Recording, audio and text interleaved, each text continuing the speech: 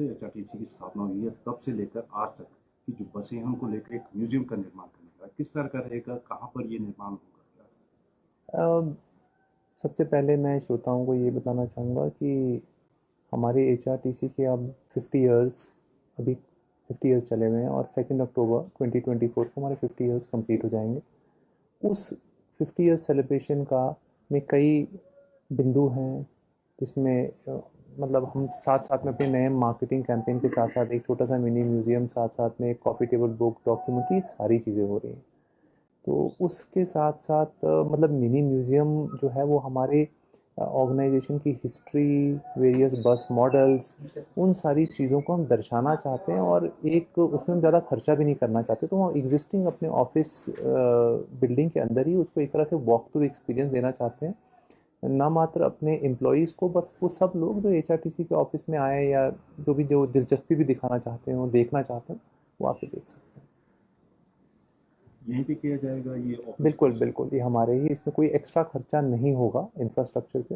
हम अपने ऑफिस में ही करेंगे क्योंकि हम जानते हैं कि अगर आप हमारे ऑफिस में स्पेस है और वॉक थ्रू स्पेस बहुत ज़्यादा है, तो डेफ़िनेटली उसके अंदर हम मैनेज कर सकते हैं। मतलब हम ये नहीं बोल रहे कि ये बहुत आलीशान होगा, पर एटलीस्ट हमारी ऑर्गेनाइजेशन की जो बेसिक हिस्ट्री है और इसको हम बेसिकली मज़ेदार बनाना चाहते हैं, तो वो हमारा एक कोशिश है। कितनी बसें इसमें होंगी, कितने ये तो मॉडल्स? मॉडल्स होंगे इसमें। देखिए, हमारा हमारा पर्पस क्या, हमारा ये पर्पस है कि हम अपना पास्ट दिखाना चाहते हैं, प्रेजेंट दिखाना चाहते हैं और फ्यूचर दिखाना चाहते हैं।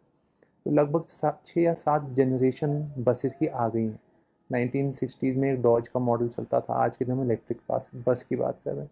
इन दोनों के बीच में 6 या 7 चेंजेस आए हैं बीच में, हम सबको दर्शाना चाहते हैं। साथ साथ में आजकल हम राइड विद प्राइड भी कभी विद इन शिमला हम दे रहे हैं, उस ई सुप्रोज भी चला रहे हैं पूरे स्टेट में। हम टेम्पो ट्रैवलर्स चला रहे हैं। तो हम बस एक तरह से ना अपने जो यूज़र्स हैं, पैसेंजर्स हैं और जो लोग दिलचस्पी रखते हैं इस सेक्टर में, उनके लिए छोटा सा अपना एक रियल मॉडल्स क्रिएट करके उनको दिखाना चाहते फिर एचआरटीसी कंफर्ट को लेके क्या कर रहा है, क्योंकि जो लोकल रूट पे बसेस चलती हैं या 40 किलोमीटर 50 किलोमीटर पे चलती हैं उसमें कंफर्ट को लेकर काफ़ी शिकायत है कि कंफर्टेबल नहीं है।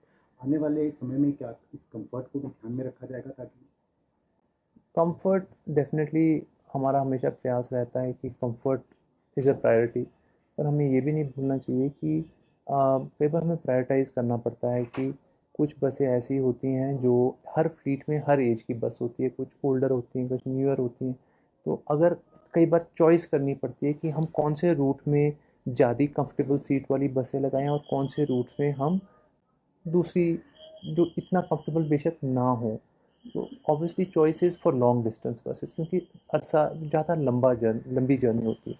परंतु फिर भी मैं ये कह सकता हूँ कि एचआरटीसी की जो बस है ना, ऑफ कोर्स अलग अलग टाइप की होती हैं, बट ये एक डिफरेंट ये एक्सपीरियंस वेरी करता है। मुझे ये भी फीडबैक मिला है कुछ रूट्स पे कि बस वॉज वेरी कंफर्टेबल। तो डेफिनेटली हमारा हम आपके फीडबैक को पॉजिटिवली लेते हैं और हमेशा हमेशा हमारा प्रयास तो ये रहेगा कि हम बेस्ट एक्सपीरियंस और बेस्ट सर्विस दे पाएँ। सर वहीं अगर बात की जाए तो अब जो है लग्जरी बसों में 10% छूट नहीं मिलेगी, इस तरह की बात जो है कही जा रही है। किन बसों में नहीं मिलेगी और क्या इसमें कौन कौन से श्रेणी के जो लोग हैं जिन्हें ये सुविधा नहीं मिलेगी? जी, एक्चुअली आज जो कुछ में मुझे भी मेरे ज्ञान में आया है कि ऐसी कोई खबर लगी थी जिसमें ये कहा गया था कि अब से 10% हमारी बसें वॉल्वो बसें जो हैं लग्जरी बस महंगी हो जाएंगी। पर मैं आपके चैनल के माध्यम से क्लियरली सबको बताना चाहूँगा, ये बिल्कुल इनएक्यूरेट है और सत्य नहीं है। ऐसा बिल्कुल नहीं है। इस पूरी उस समाचार का हम खंडन करते हैं। वो बिल्कुल इनकरेक्ट है। हुआ क्या है ये जानना इम्पोर्टेंट है, तो मैं बता देता हूँ। हम 1 अक्टूबर से लेकर 31 मार्च तक हर वर्ष जो केवल हमारे स्मार्ट कार्ड होल्डर्स हैं, जिन्होंने एक स्मार्ट कार्ड खरीदा हुआ है, उन लोगों को अपनी लग्जरी बसेस में हम 10% का डिस्काउंट देते हैं। अब से नहीं, हर वर्ष से। और 1 अप्रैल को वो 10% का जो डिस्काउंट होता है वो लागू नहीं होता। मात्र उस श्रेणी के लिए ये थी।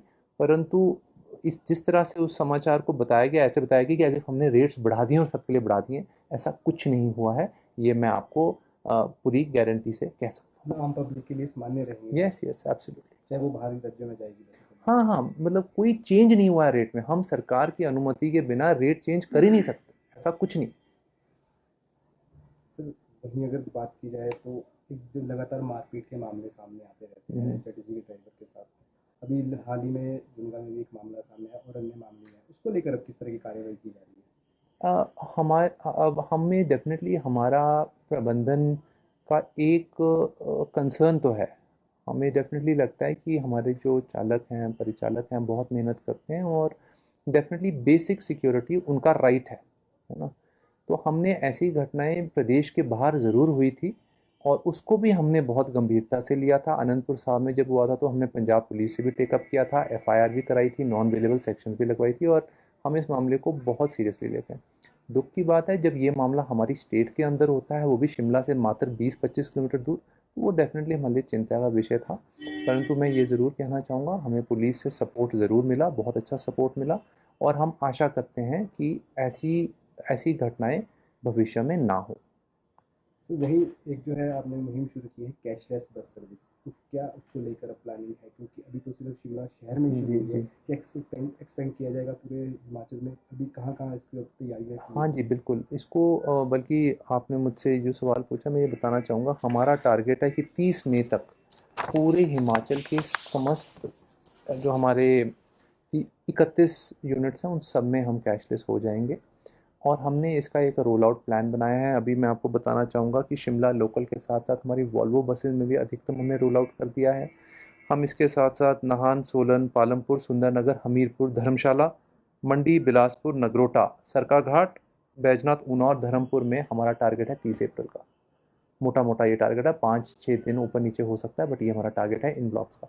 उसके बाद हम अगले 16 पे, अगले 15 जो बचते हैं उन पे चले जाएंगे, तो हम मानते हैं महीने के अंदर हम उनको भी वहाँ भी लागू कर देंगे। इसके साथ साथ जो हमारा अगला है वो है नेशनल कॉमन मोबिलिटी कार्ड। तो एचआरटीसी पूरे प्रदेश में पहली ऑर्गेनाइजेशन होगी जो एनसीएमसी कार्ड भी अप्लाई करेगी। बहुत कम कॉरपोरेशंस हैं पूरे देश में जिन्होंने इसको अप्लाई किया है, तो ये भी हमारे लिए एक टारगेट है और हम इसको पूरी तरह से अचीव करेंगे। रिस्पॉन्स कैसा मिल रहा है सर अभी लोगों का जब से कैशलेस हुई है बसें? हमारा रिस्पॉन्स इंटरेस्टिंग है। हमें हो रही हैं ट्रांजैक्शंस। हमने अभी जैसे शिमला लोकल में मैंने पिछले हफ्ते इसका थोड़ा सा हमने रिव्यू किया था, तो हमने ये पाया था कि हो रही हैं ट्रांजैक्शंस छोटे छोटे अमाउंट्स में। लोग डेफिनेटली इसको यूज़ कर रहे हैं। 15-20 हज़ार की ट्रांजैक्शंस हो रही थी, तो मुझे लगता है वो भी एक शुरुआत है। अब जैसी जैसी नंबर ऑफ़ मशीन्स बढ़ेंगी तो खुद ब खुद इसका यूजेज भी बढ़ेगा। हमसे जुड़े रहने के लिए हमारे YouTube चैनल को सब्सक्राइब करें और नई वीडियो की नोटिफिकेशन के लिए बेल आइकॉन को दबाएं।